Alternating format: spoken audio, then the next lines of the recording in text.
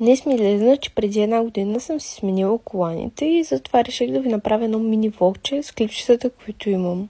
При мен всичко, ако може да стане за вчера.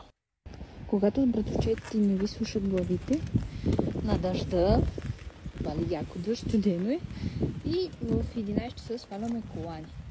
10 е. Какво да се прави? Така сме хората с БМВ. И както сами може да видите, винаги го отнася братовчет ми. Тук се борихме нещо с колана и ние не знаем защо. Сега късни пак ремонти. Време да върнем коланите, но дали ще наредим всичко както трябва, не се знае. Важното е да е лилаво.